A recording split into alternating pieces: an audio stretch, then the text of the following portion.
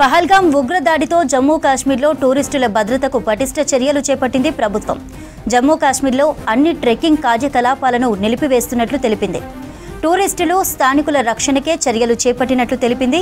త్వరలోనే నిషేధం అమలులో ఉన్న మార్గాల జాబితా రిలీజ్ చేస్తామని చెప్పింది ప్రభుత్వం.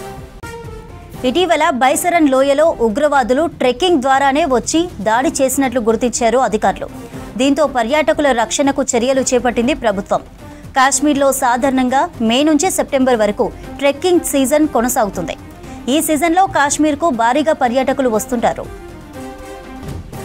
పహల్గాం ఉగ్రదాడితో జమ్మూ కాశ్మీర్లో టూరిస్టుల భద్రతకు పటిష్ట చర్యలు చేపట్టింది ప్రభుత్వం. జమ్మూ కాశ్మీర్లో అన్ని ట్రెక్కింగ్ కార్యకలాపాలను నిలిపివేస్తున్నట్లు తెలిపింది. టూరిస్టులు, స్థానికుల రక్షణకే చర్యలు చేపట్టినట్లు తెలిపింది. త్వరలోనే నిషేధం అమలులో ఉన్న మార్గాల జాబితా రిలీజ్ చేస్తామని చెప్పింది ప్రభుత్వం.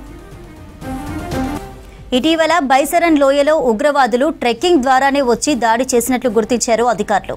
దీంతో పర్యాటకుల రక్షణకు చర్యలు చేపట్టింది ప్రభుత్వం. కాశ్మీర్లో సాధారణంగా మే నుంచి సెప్టెంబర్ వరకు ట్రెక్కింగ్ సీజన్ కొనసాగుతుంది. ఈ సీజన్లో కాశ్మీర్కు భారీగా పర్యాటకులు వస్తుంటారు.